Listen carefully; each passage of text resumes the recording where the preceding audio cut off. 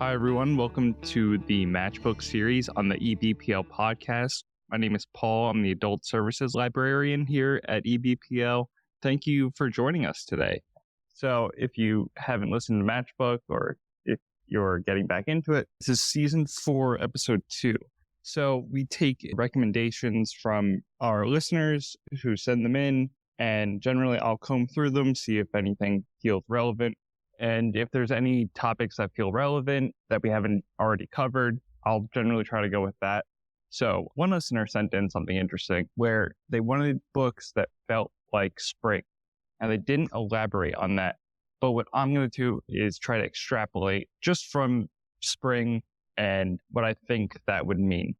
So not only would it be the setting maybe in springtime, but that kind of period of rejuvenation, coming back to life after being stuck inside for the whole winter, that feeling. I'm trying to run with that and give meaning to it from what I think they might be implying. So the first book I wanted to go into is called Weather Girl by Lynn Solomon. This is a workplace romance kind of book. It's set in Seattle. And when you think of spring, you think rainy days, weather very slowly getting nicer. And the dampness, the rain, Seattle kind of fits that. And also this topic, I think, is appropriate given what the connotations of spring as well. So it follows Ari Abrams, a TV meteorologist, and a sweet but maybe kind of reserved sports reporter named Russell. And they slowly get together throughout the book, but in a way that is a little different from a lot of romance books, and the way that makes it maybe more interesting. So we first meet Ari and Russ at a Christmas party where they commiserate over their careers basically stalling out in ways that they didn't anticipate. And we learn as they get to know each other, we realize they have much deeper issues that they commiserate about and discuss and help to get to know each other. Ari confides in Russ about issues of depression, and he confides in her about his anxiety, and that's why, he tends to be more reserved. So we meet our characters in the winter, and winter as a theme for stagnation, standing still kind of. And throughout the next few months, we see that process of growing, flourishing, coming out of the winter and coming out of our shells. And I think that's what the author really does great, is to show really the weather as a metaphor for this budding relationship between the two. This book has a lot of great things to say about coming to terms with oneself first before you can make any other significant changes outside of that in your life, and how that is a meaningful first step to getting yourself on the right path in the right direction before you could start a new relationship or make new friends, things like that. Really work on yourself first as the foundational principle. And like I said, that's the whole first step, the whole beginnings, that kind of thing really ties into the theme of spring and makes for an enjoyable read. Really, the prose is so readable, which I think authors sometimes struggle with. Just my eyes could go over the pages and pages of this, and I'll forget I just read like 3 chapters in a row because they'll just fly right by. That is really the first, really the most important part of a light romance like this, is getting the prose to be readable and enjoyable, things like that. So not going to spoil the ending entirely, but definitely fits the springtime mood. Definitely check it out. Weather Girl by Lynn Solomon. The next book I wanted to discuss is Birnam by Eleanor Catton. This one just came out a few weeks ago, actually. I've heard wonderful things, and I just started it, so I could go into it a little bit with my own reading experience, but also what I anticipate being, a very spring-like book going forward. So you might remember Catton if you read her book, The Luminaries, which won the Booker Prize a few years back.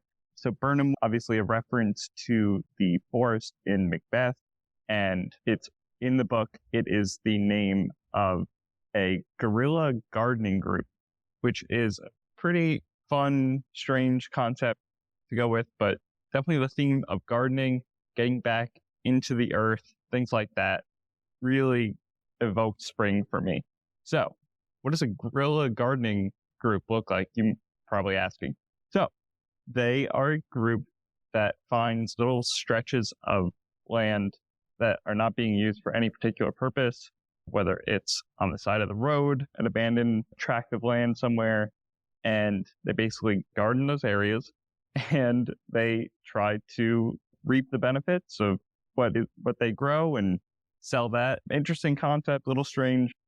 They get the opportunity to garden a really big ticket item when a large stretch of land becomes available that has fallen into neglect. And as they garden the area, they reap the rewards. Eventually, there is an enigmatic American billionaire who has snatched up the land, and he intends to build like a post-apocalyptic bunker on the property. So while this seems like a once-in-a-lifetime opportunity for the group where they could have this enormous attractive land they've never had before, it also involves working with somebody working on this billionaire's terms. They don't know if they could trust him and what he says they could use the property for, and if this deal of them really gardening the property will work out long term with him. Over the course of the book, we get to know more about his background in particular and how that is incompatible with the spirit of the gardening group. And there's this whole mixture of ideologies that propels the story forward, creates really an interesting dynamic between the group and him, and tests each other in interesting ways. So it really feels like spring in the sense that we see an ecological dilemma at the heart of it. And, coming up on Earth Day and people getting the gardens going and thinking about those kind of things, it really seems pertinent to tell a story like this in current times. The last book I wanted to discuss today is Evie Drake Starts Over by Linda Holmes. You might know Holmes as the host of the Pop Culture Happy Hour on NPR, where she's been doing that for quite some time, as she's built up authority as a critic and then transitioned to an author as well. So this one was quite popular a few years ago in getting her name out as and really establishing herself as an author, in addition to podcast host. Before getting into what the book is actually about, also wanted to mention this is our book discussion group book for May 11th. We will be going over Evie Drake Starts Over. So if you want to pick it up or if you've already read it, please drop by the book group where we'll be going in depth.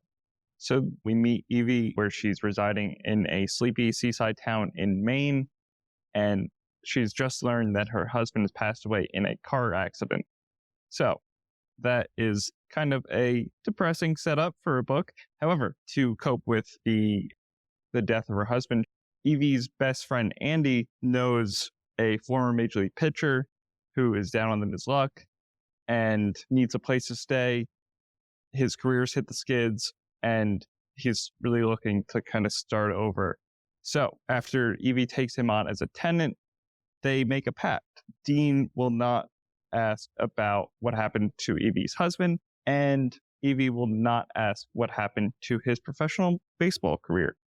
So while they two try to tiptoe around it, which makes for a funny and interesting dynamic in its own right, obviously the truth of the two events start to come out, and they realize that there is a lot of similarities between the personal heartbreak that they've both faced, setbacks, and the mental health issues that these personal life situations have caused them. So the two really get to know each other, pour their feelings over, and develop a significant bond. The setting in New England, the burgeoning romance, former Major League pitcher, it all kind of recalls a Sam and Diane dynamic from Cheers, and I couldn't like that anymore. So definitely, if you're a fan of that dynamic and love the show, this will be right in your wheelhouse. So it's great to see the characters, while they are experiencing these profound pains, both emotional and mental, they also have the strength to move on, to move past it, and to really discuss it and move forward with their lives. And it's the same thing in The Weather Girl, where this act of people who are experiencing this level of heartbreak and these mental health issues have the capacity to move forward with their lives. And it's really heartening to see them do that.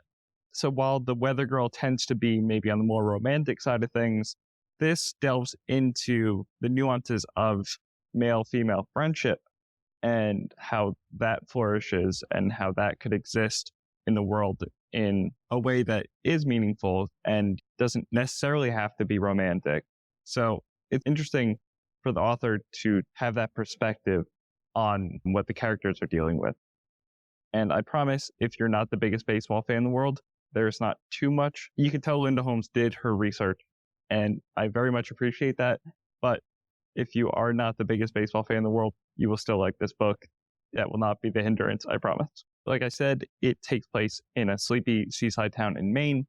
So you get a good sense of place as well.